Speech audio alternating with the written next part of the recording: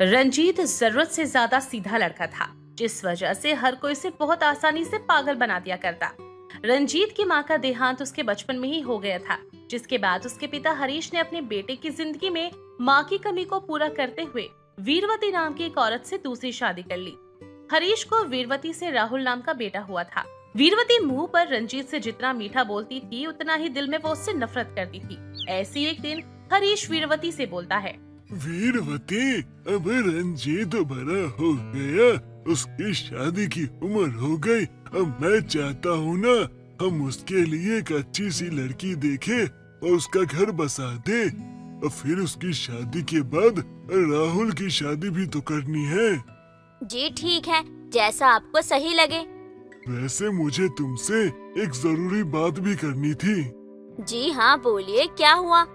मैं अपने जीते जी अपनी धन दौलत संपत्ति दोनों बेटों में अब बराबर बांटना चाहता हूँ, ताकि मेरे बाद किसी को कोई दिक्कत या परेशानी ना हो, और ना वो कभी किसी भी चीज को लेकर आपस में बैर रखे, और ना ही मेरे जाने के बाद वो किसी भी चीज को लेकर झगड़ा करे।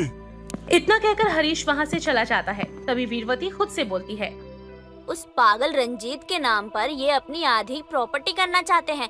कभी भी नहीं, मैं ऐसा होने ही नहीं दूंगी। अरे कोई ऐसी लड़की लेकर आऊंगी ना जो इसकी तरह मूर्ख होगी, और फिर मैं सारी प्रॉपर्टी पे अपने बेटे के नाम करवा दूंगी। उस मूर्ख को तो वैसे भी किसी बात की समझ नहीं है, उसे जो कहूंगी वो कर लेगा। जहाँ एक तरफ वीरवती रंजीत के लिए लड़की की तलाश करने लगती, तो वहीं दूसरी तरफ हरीश प्रॉपर्टी के कागजात बनवाकर अपने दोनों बेटों के नाम बराबर की प्रॉपर्टी कर देता। काफी जांच पड़ताल के बाद एक गरीब घर की संजना नाम की लड़की से रंजीत की शादी हो जाती है। शादी के बाद संजना एक अच्छी बहू की तरह घर की सारी जिम्मेदारियां निभा लेती है। ऐसी एक दिन संजना रंजीत से बोलती है, रंजीत जी, आप बाहर जाकर कुछ काम क्यों नहीं करते हैं? जो हमारी माँ कहती है ना, हम तो वही करते हैं। हमारी माँ कहती है पाँव दबाने के लिए, तो हम पाँव दबाते हैं। हमारी माँ कहती है हमको कपड़े धोकर सुखाओ, तो हम कपड़े धोकर सुखाते हैं। हमारी माँ कहती है सब्जी लेकर आओ, तो हम सब्जी लेकर आते हैं। और आप कह रही है हम काम नहीं करते, हम काम तो करते हैं ना। ये वाले काम नहीं, कोई ऐसा काम जिसमें आप पैसे कमा सको।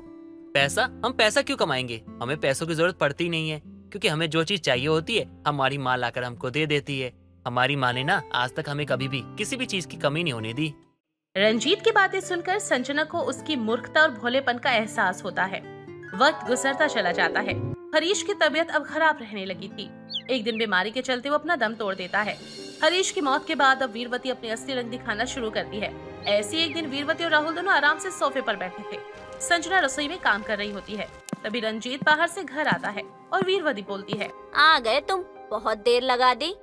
वो हमें जिस काम के लिए भेजा था ना, उस काम में थोड़ा समय लग गया माँ। चल कोई बात नहीं, अब जल्दी से छत पर चला जा और छत की सफाई कर दे। कल तेरे भाई राहुल ने छत पर अपने दोस्तों के साथ पार्टी की थी, तो काफी गंदी हो गई है, जाकर उसे साफ कर दे। ठीक है माँ, जैसा आप कहें। रंजीत जा ही रहा होता है कि तभी संजना उसे रोकते हुए बोलती है, रंजीत जी, आप क्यों जा रहे हैं सफाई करने के लिए? राहुल ने अगर गंदगी फैलाई है तो साफ भी वही करेगा। अरे मैं क्यों करूँगा भाभी, आप पागल हो गई हो क्या?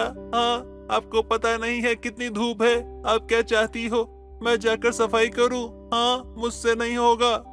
तो क्या रंजीत जी, बर्फ का टुकड़ा है तो उसे धूप नहीं लगेगी। अभी अभी वो बाहर से काम करके आए हैं। आप दोनों में से किसी ने उन्हें एक गिलास पानी तक नहीं पूछा, ऊपर से उनको काम बता दिया। वो अच्छे हैं तो इसका मतलब ये नहीं कि आप उनका फायदा उठाएंगे।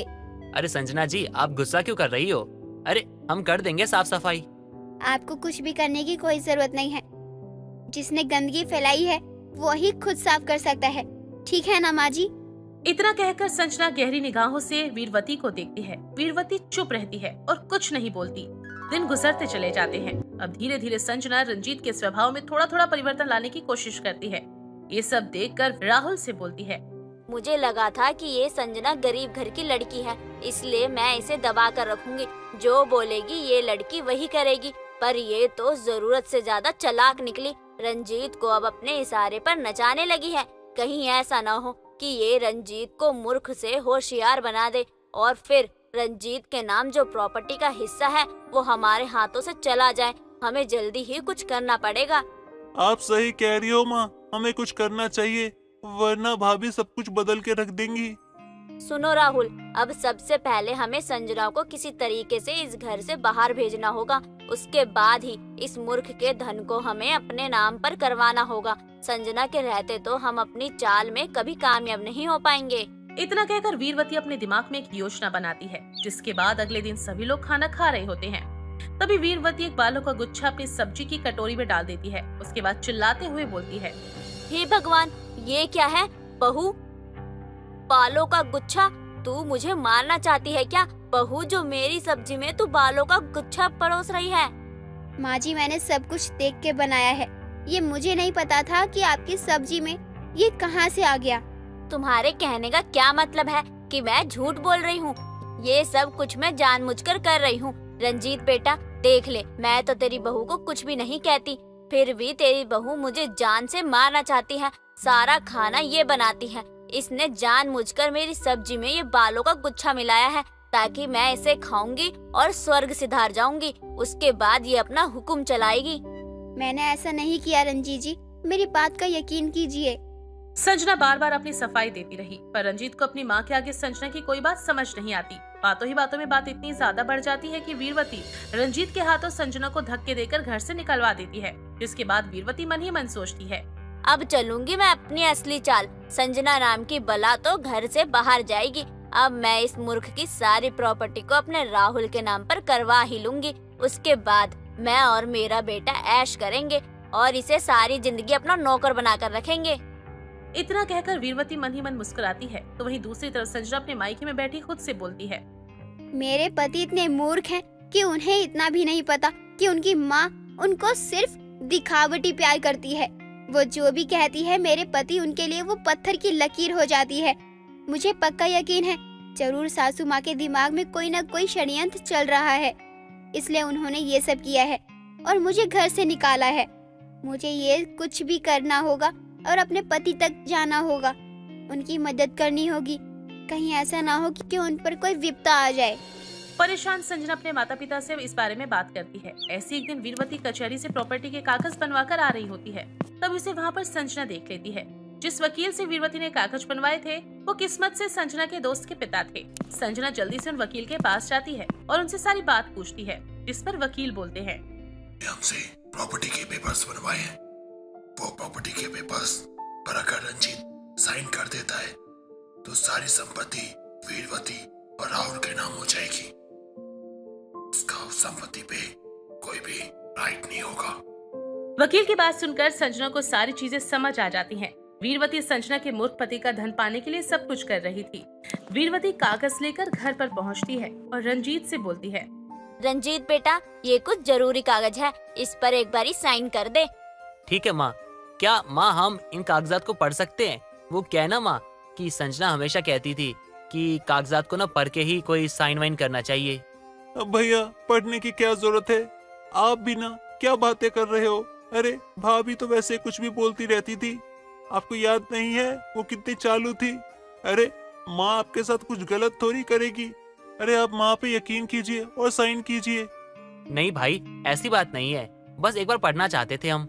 क्यों रंजीत, अब तुझे भी अपनी मन में खोट नजर आने लगी है क्या, जो तू ऐसी बातें कर रहा है? अगर ऐसा है तो बता देना।